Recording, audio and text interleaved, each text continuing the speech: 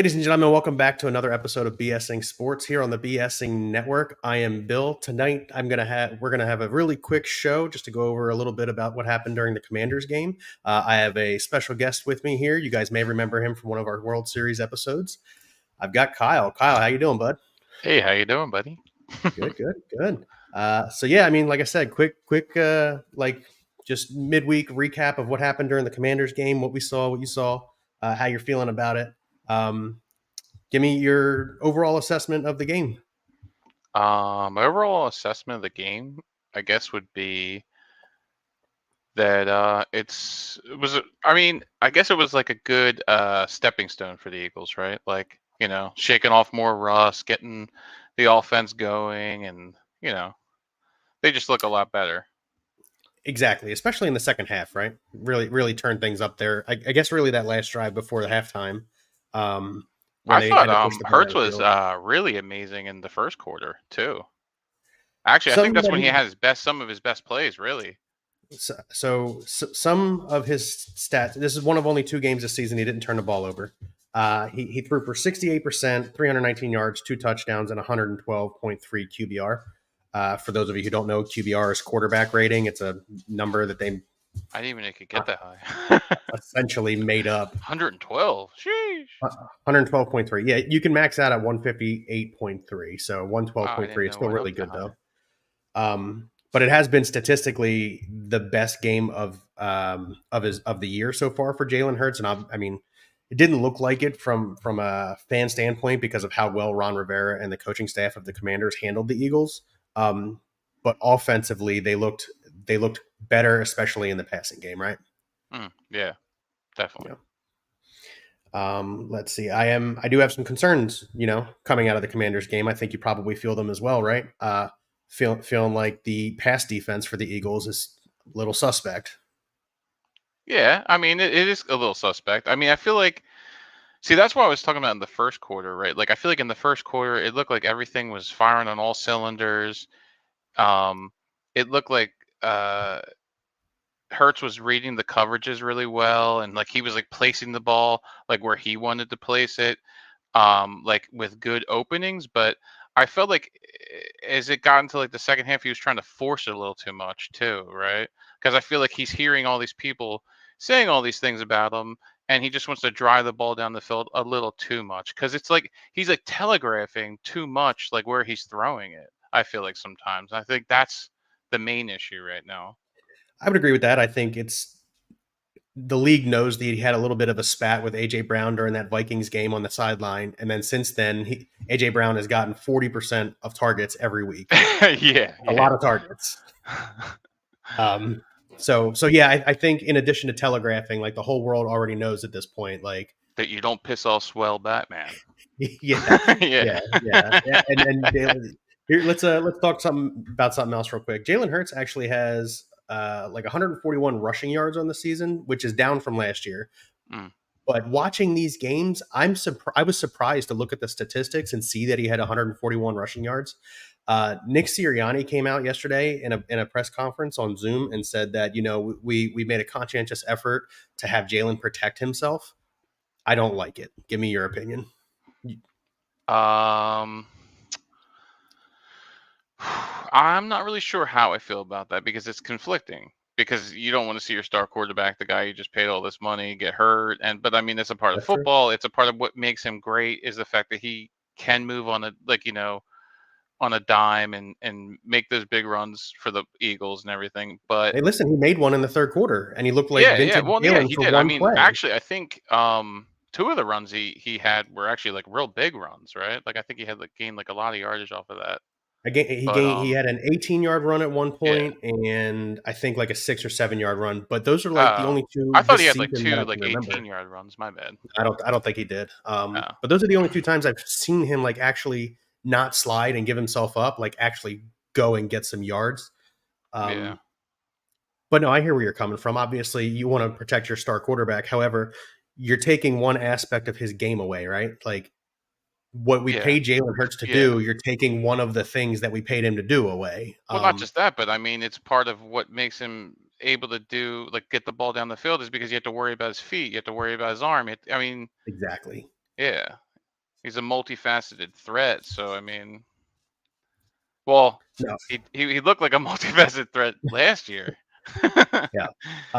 Let's talk Eagles defense. We already kind of sort of touched on the secondary a little bit and how their passing defense is a little bit suspect. They let a guy who's got 5 career starts in the NFL throw for 290 yards. Oh, Sam Howell. Yeah, yeah, yeah, yeah. Yeah, correct. Sam Howell, exactly. That concerns me. I'm not sure I like Bradbury playing in the slot, but that does concern me. They did pick up a corner today, Bradley Roby. Um, Yeah. but Well, they've been giving up yardage. I think they're ranked there. I mean, I don't know. I don't know the numbers. I'm not a numbers guy like you, but defense they're is ranked pretty ranked bad. sixth. Yeah, the defense is ranked 16th in the league. Yeah, for giving up. Overall, defense is ranked Yeah, 16th in the league. They obviously have a really good defensive front, in the trenches. yeah. Um, But they are giving up and lots of yards in the passing game. they are. Tim Yeah. Hawkins says Bradbury can now go back on the outside. Allie says in terms of Jalen Hurts protecting himself, she says protect himself so long as they're winning games. If they're going to lose, he better start running. Yeah, exactly. Both very good takes. They're very, very, very good. I do have a quote from Nick Sirianni earlier today. I want to get your opinion on this. What's that? Let me see if I can find it. Let's see here. Nick Sirianni on the Eagles not looking as good as last year. He says we can't be any better than we are right now at 4-0. That's all I can really say. And we've found ways to win games. Would I debate that we don't look good? Yes, I would. However, 4-0 is 4-0. I think. I think what's kind of going on. I mean, I have no idea, but this is just my feeling.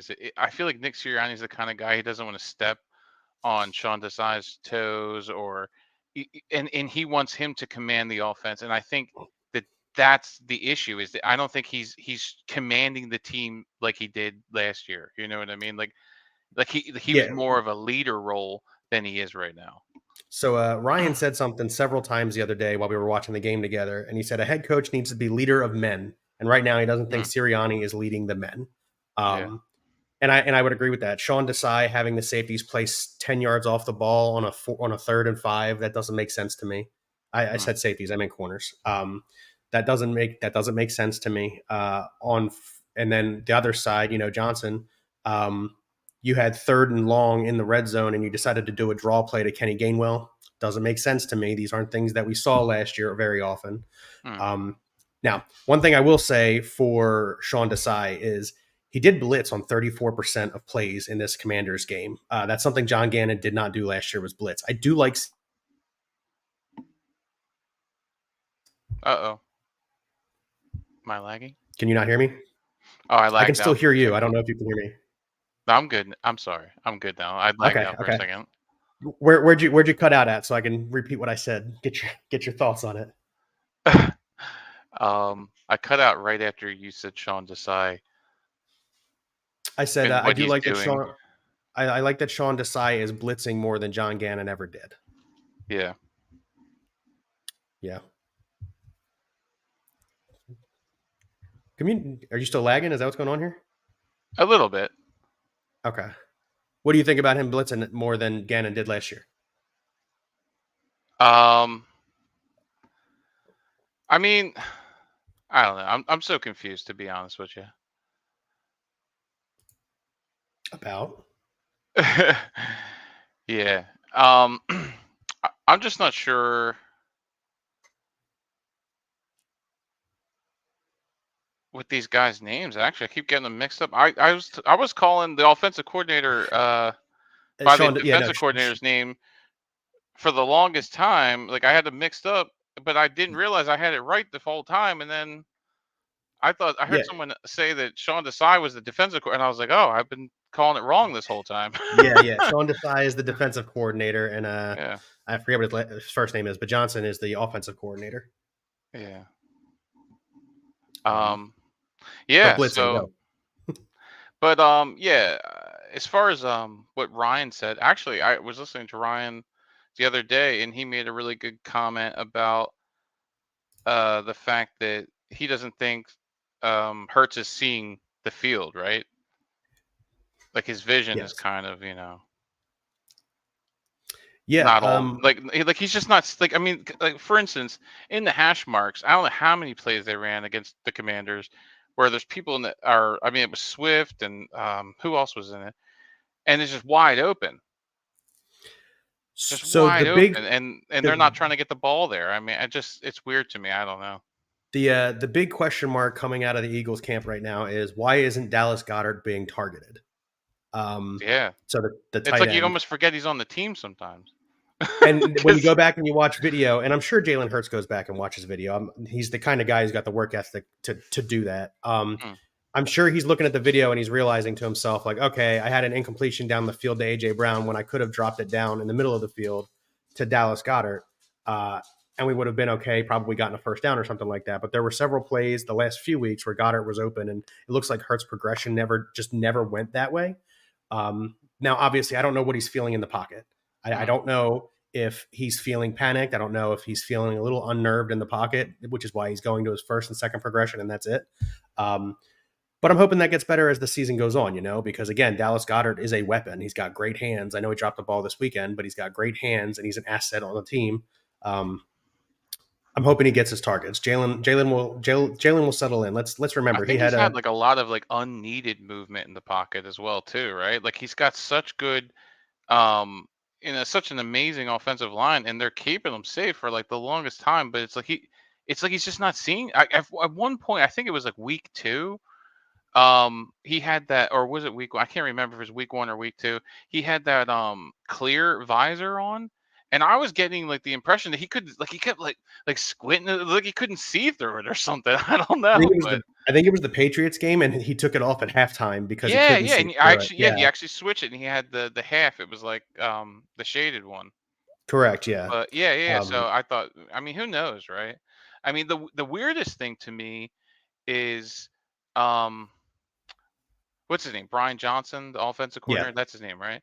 Brian Johnson. Yeah. They have a lot of history between them, and it's weird that they don't seem to have the synergy that you would think, right? Isn't that the whole reason he's the guy, right? That is exactly the reason he's the guy.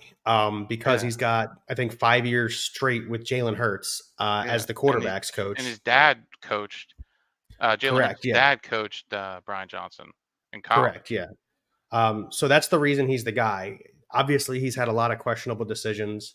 I want to know whether or not that touchdown with a minute 47 left on the clock was a called play or if it was a Oh, check to play by Jalen. Because if you're calling for a touchdown with 147 left against a team that's ripped your defense apart, that's a mistake. You have Jake Elliott, who's arguably the best kicker in football right now, yeah. on the sideline just waiting to kick a game winner, and I mean he gets to eventually in overtime, but like why score a touchdown right there? That's my question. Um, yeah. I mean, I think the reason why you score that touchdown there is because you're fearing that you're not going to, you know, get to the yardage that you need, or you're not I gonna be mean, they able to were run the clock out, you know what I mean? Like, I think that's kind of what they were afraid of, maybe. not being able to convert. Tim says it was 2nd and 4. I don't remember the exact I scenario. guess he could have just dropped in front of the end zone too, right? Like, I I mean, do remember that they were presence of definitely at the mind. 28-yard line. Now, listen, this is an entirely, if the defense holds up and nothing bad happens, like this is a conversation that nobody even needs to have, but it is curious. I think what I'm getting at is there are just some questionable coaching calls this year that we didn't seem to Mhm. have last year. Uh, and it's a little bit unnerving because as you said, like, yes, they're 4-0. That's fantastic. Being 4-0 is difficult in football league. Um, but they just don't look as you use the word synergy. They don't look as in sync or synergetic with each other as Mm. they did last year when they were a powerhouse. Um, and it's concerning. I mean, you could go into Los Angeles this weekend and lose. You really could, especially with that secondary. Yeah. I mean, it's definitely possible. I mean, their offense is pretty good, the Rams Yeah, offense. Matt Stafford. If you play 10 yards off the ball, Matt Stafford is going to dink and dunk you up the field all day long. Yeah. And the Yeah. guys that he has that, Tutu Atwell and Puka Puka Nuka, whatever the Nakua, guy's name, like and they get Cooper Cup back this week as well. yeah, what's the deal? I heard he was already been cleared, but, He is, yeah. they've He just been kinda practiced. holding him or something, I guess, He's, or I mean, he's your star wide receiver. You got these young guys who are holding up pretty decent. You want him on the field, but you want to make sure his knee and ankle are 100%. But he practiced today, so it's my assumption that he's playing. Yeah, I mean, honestly, I have no problem with that. I mean, sorry. Um, I tend to think like I don't understand like why they don't do that more often. You mean play on the ball? Well, if you're gonna draft guys, right, you might as well throw them in there, couple games, see how they do, right? I mean, they're winning without him, right? They are 2-2 without Cooper Cup. I feel like they Yeah. probably would have had an easier time this past week in Oh, Indianapolis had yeah. Cooper Cup been on the field.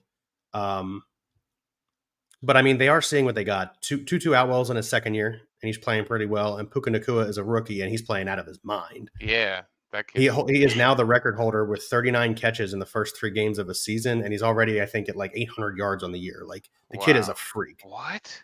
He's Let really me. I'm going to he's look up his stats to what? be 100% sure. I don't want to feed you bull crap. That dude's playing Madden, dude. He's hacking.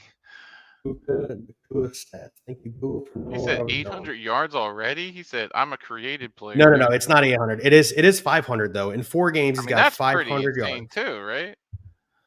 That is exactly insane. Yes. To Yeah. put it in perspective, our best wide receiver in AJ Brown only has 414 yards on the season Yeah, but he got 175 yards in week 4, right? and 131 against the Bucks. So he really picked it up the last 2 weeks. Yeah. Yeah. Well, I Let's talk think about that the he wasn't addition. really Let's talk being about. targeted. It's kind of been the Devontae Smith show. Well, I mean, 40% of targets are going to AJ Brown. That's almost half of every time Jalen Hurts drops back Is is that throwing the ball before? to AJ Brown. Is that before the last 2 weeks, or is that Oh with no, the no, last that is 2 weeks? the last 2 weeks. Before that, you're right. It Uh, was the yeah, yeah, Devontae Smith show. yeah. Yeah. Let's talk about the addition of DeAndre Swift. I mean, Dude, this is exactly what I was talking about. I don't understand why they're not getting the ball to him more. Even with the passing, like all these, like he's wide open in. He's like in the hash marks, like just throw me the ball. No one's near me. Like it's just a linebacker. Like you know what I mean? Like he's 50 feet see, away. I don't know. DeAndre Swift, I believe, is third in the league in rushing. He had 1 touch week 1. That is correct. He's got 364 yards. He's third in the league in rushing. He's got 2 touchdowns so far. 1 touch in week 1, and he's the third leading rusher in football. Mm. Yeah. Allie says the only Swift she wants to hear about in football is DeAndre. But That's yeah, a no, real I mean the Chelsea addition of Swift right there. the addition of DeAndre Swift has been outstanding. I won't lie to you. They signed Rashad Penny and then they traded for DeAndre Swift. I thought for sure they'd be a two-headed monster back there, and they are healthy scratching Rashad Penny. I gotta wonder if they are assuming DeAndre Swift will get hurt at some point, and then it'll be the Rashad Penny show. I mean, that's kind of a weird like take for them if that is what they're thinking, because it's like I'd rather have Swift towards the end of the year than I would Penny personally, but that's me, right? That's true. Allie says, "See, saving him as a secret weapon." Tim says they get away. Tim says they get away from the run for stretches at a time, which makes no sense. I agree. You have the best offensive line in football. It's not even debatable. And you're running DeAndre Swift, I believe, is averaging 6.2 yards a carry. Give him the ball. Yeah. I mean, see, that's the problem, right? Is like he feels pressured to get the ball down the field, to get the passing game going because everybody's, breaking his chops. But Yeah. at the same time, you can't get the ball down the field if you're not, making them change. I mean, I think they played a lot of quarters against them too, right? Like they had like the safety and the corner out there together. So I mean, why are you trying to get the ball down the field when you could just take these quick little like slant route? You know what I mean? Like or throw it to DeAndre Swift in the hash. I mean, it's just crazy to me that they're not taking what's there, right? Like when the what was it? Was it when they almost scored? When the game first did they have a chance to score a field goal and they didn't get it or something like that too? Yeah. The first, Yeah, what like was it? you know, The first or second drive, I don't remember off the top of my head. They had an opportunity to get down and get in the end zone, and they went for it on a 4th and short or something and didn't get it. yeah, But Just take the points. I do agree with that as well. But it's Yeah. and back to my original point, 6.2 yards a carry. This guy needs to touch the ball 15 to 20 times a game. Now, I will That's what admit, he's 28 averaging right times now? DeAndre Swift specifically, 6.2 yards a carry. Wow, that's insane, dude. Give the man the ball. Just give him the ball. That's crazy. But yeah, you got anything else you want to touch on before we hop off here? There was a couple things, but it's nothing really important. Well, fire away. Just little things here and there. I don't know. I can't really remember. It's more about like when we're taught. Like I'm more of like in the spur of the moment kind of person. Like I'm like, oh yeah, that make me think of something else or something. I got you. Yeah. Let's see. Yeah, that's all I've got for us today. Cool. But that was a good recap of how we feel about the. Yep, I said that. Tim said he got one touch in week 1. I did say that. Allie says they're saving Penny as a secret weapon. I hope you're right. But yeah, we just wanted to get in a quick weekend recap here on Tuesday. I think maybe we're going to try and make this a regular thing with me and Kyle here. Just go over the game a little bit, talk some quick Try to be a deets, little how bit we more feel about prepared it. next time. It's not a problem. I sprung this on Kyle last night at around 11 o'clock. So it's not a problem at all. But no, it's good to Swift is the secret weapon. Tim Hawkins says Swift is the secret weapon. I disagree with you for disagreeing with my wife, but we'll get past that. That was what I was gonna mention. Go ahead. I just wanted to complain about prima donna-ness or whatever that's taking over in sports, and I just feel like a lot of these guys, I don't know, man. You'd think it's like, do you ever hear somebody go, man, you know what I'd do that for $50 million. You know what I mean? It's like, dude, you're literally getting to play football for $50 million, bro. Yeah, you get to play an amazing kids game that you love for lots and lots of money while I wake up every morning at 6 a.m. and like, yeah. Come on. Oh, you know what we didn't touch on, and I do want to touch on the AJ Brown taunt after that last touchdown. The reason the Commanders were able to go down the field and score is because AJ Brown taunted I can't think of his first name, but Forbes. That's that kid that just drafted. Yeah. Exactly. He's a rookie who shadowed. He's a rookie who shadowed AJ Brown the entire game. They were chirping all game at each other. I totally get it, but in that spot, that's competitive. Yeah, in that spot, you need to not take that penalty. You need to know the situation. You need to realize there's a minute 40 still left on the clock, and I scored a touchdown. You get points when you can in the NFL, and I understand that. However, I still think it was a mistake to score when they did in the fourth quarter there. But those 15 yards is essentially what helped the Commanders tie it up and go into overtime. Oh, yeah. But at the same time, I kind of feel like just overall, I mean, that's another thing I forgot about. I was going to complain about was the officiating. I felt like it literally felt one-sided, like soft. Soft it felt penalties. so one-sided. Yeah. But yeah. Okay. Well, now that we've voiced that all out, Kyle, thanks for coming on with me. I'll see you again next Tuesday. And thanks for joining us here on BSing Sports, where we do a little BS and we talk a whole lot of sports. Have a good night.